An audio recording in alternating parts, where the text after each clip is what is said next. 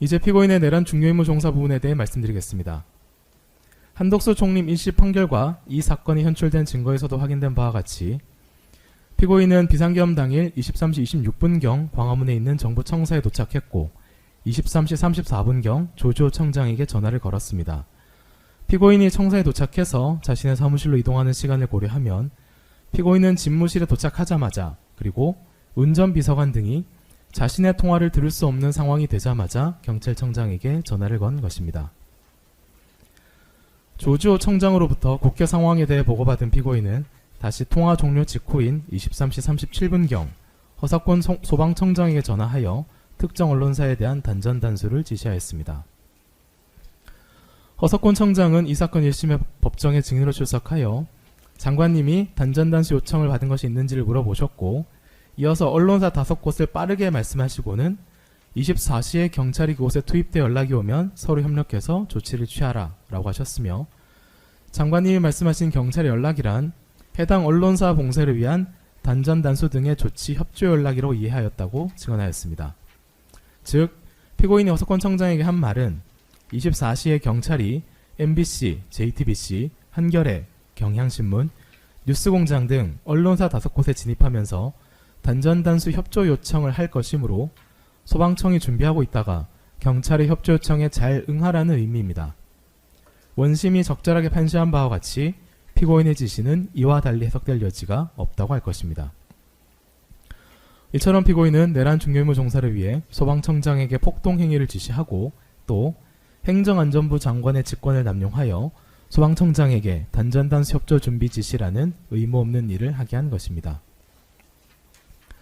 피고인의 직권 남용 행위로 인하여 허석권 소방청장은 피고인의 언론사 봉쇄를 위한 경찰의 단전단수 협조 요청에 응하라는 불법적인 지시를 서울소방재난본부장에게 하다라는 의무 없는 일을 하였습니다. 즉 허석권 청장은 직접 또는 이영팔 차장을 통해 황기석 서울소방재난본부장에게 전화하여 피고인의 지시가 불법적이라는 사실을 알면서도 이를 하다라는 것입니다. 피고인의 직권남용 행위가 없었다면 이때 허석권 청장이 서울본부장에게 연락하지 않았을 것이고 반대로 뒤에 다시 설명을 드릴 것인데 만약 허석권 청장이 피고인의 직권남용 행위와 무관하게 일상적인 업무 지시를 위해서 서울본부에 직접 또는 이영팔 차장을 통해서 전화한 것이었다면 그 전화통화 사실을 소방청의 비상계엄 대응 상황 보고서에 기재를 하였을 것입니다. 허석권 소방청장 역시 피고인의 지시가 불법적인 것이고 자신이 불법적인 지시를 하달한다는 사실을 인식하고 있었습니다. 이는 비상계엄 해제 후에 작성된 소방청의 비상계엄령 선포 관련 대응 상황 보고서를 통해서도 알 수 있습니다. 위 보고서에는 비상계엄 당시 소방청의 대응 상황이 기재가 되어 있는데 여기에는 23시 37분경 피고인의 단전단수 지시 전화, 23시 40분경 이영팔 차장의 서울본부장에 대한 전화, 23시 50분경 허석권 청장의 서울본부장에 대한 전화가 각각 누락되어 있습니다. 그런데 정작 2024년 12월 4일 00시 12분경 허석권 청장이 조선호 경기소방재난본부장에게 전화한 사실은 보고서에 포함되어 있습니다. 즉, 위 보고서에는 언론사 단전 단수와 관련된 전화는 모두 누락되어 있는 것입니다. 이 보고서는 비상계엄이 해제된 2024년 12월 4일 오전에 작성되어 이영팔 차장과 허석권 청장의 검토를 거친 보고서입니다.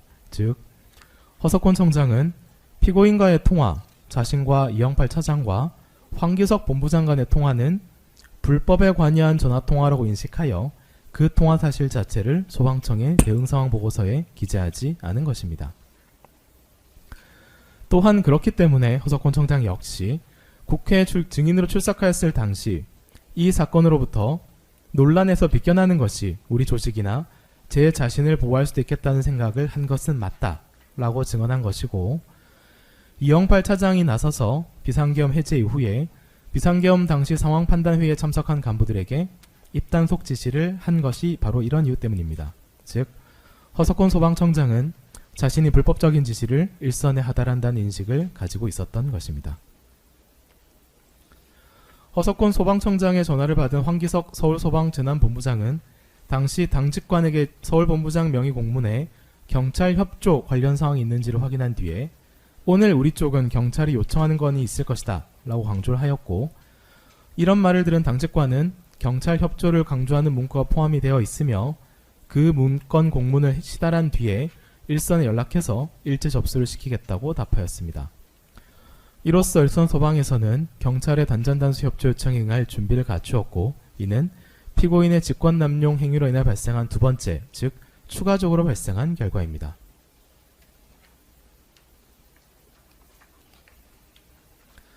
(2024년) 기준 경찰과 소방의 공동대응 건수는 연간 17만 건이 넘고 일평균 486건, 시간당 평균 20건에 달합니다. 따라서 특별한 경우가 아니라면 굳이 경찰과 잘 협조하라는 지시를 할 이유가 없습니다. 관련하여 황기석 서울본부장과 같은 직급인 조선호 경기본부장은 만약 내가 황기석 본부장이 받은 것과 같은 내용의 전화를 받았다면 경찰이 어떤 요청을 해오더라도 잘 도와주라는 의미로 이해했을 것 같다고 진술한 바 있습니다. 이로써 비상겸의 밤 서울소방재난본부 산하 일선소방서에는 경찰이 다소 이례적인 요청을 해도 잘 협조할 수 있는 준비태세가 갖추어지게 된 것입니다. 다음은 피고인의 위증입니다. 먼저 위증의 동기입니다.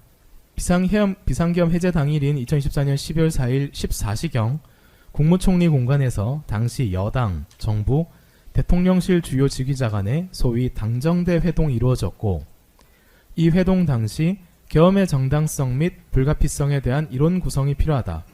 대통령의 중도 임기 중단은 없고 사퇴나 탄핵, 내란죄 특검 수사를 막아야 한다는 내용의 논의가 이루어졌습니다.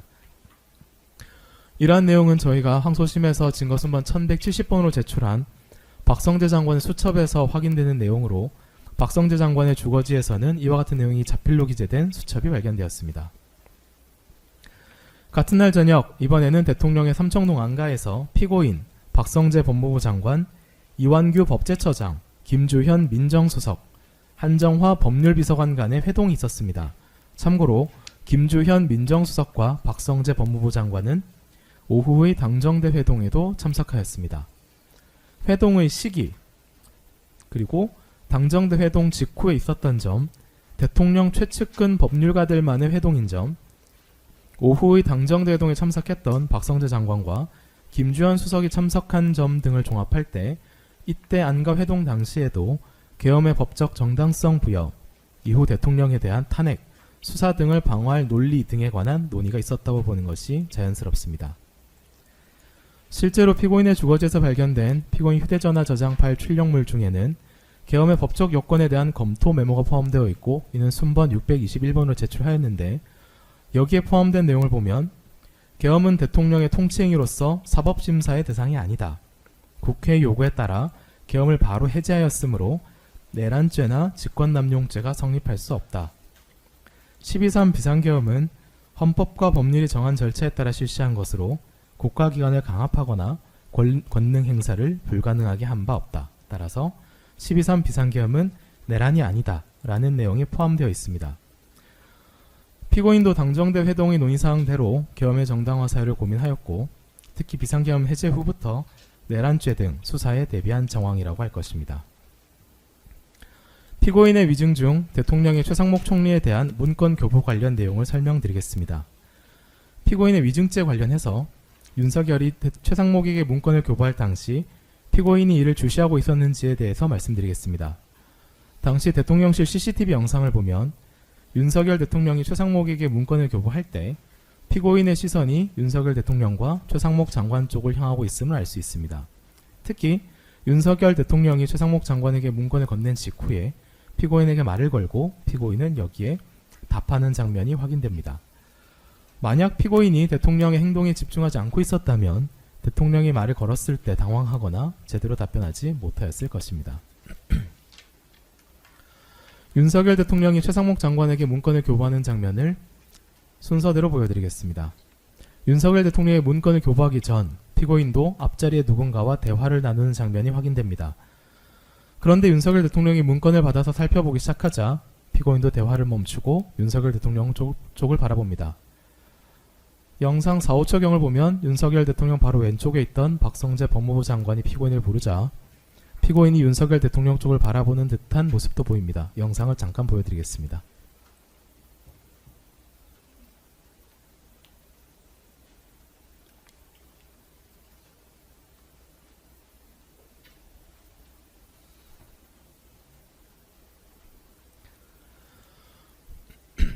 윤석열 대통령이 문건을 살펴본 뒤 최상목 장관에게 건네는데 이때 피고인과 송미령 장관, 박성재 장관도 모두 윤석열 대통령 쪽을 바라봅니다. 또 대통령이 최상목 장관에게 문건을 건네줄 때 무언가 말을 하는 장면이 보이기 때문에 피고인을 비롯한 참석자들도 대통령이 최상목 장관에게 지시를 하면서 문건을 교부하고 있다는 사실을 인식할 수밖에 없습니다. 대통령이 장관에게 말을 하면서 문건을 교부하는 순간에 다른 사람과 사담을 나누면서 어수선하게 하는 국무위원은 없을 것이기 때문입니다. 두 번째 영상 보여드리겠습니다.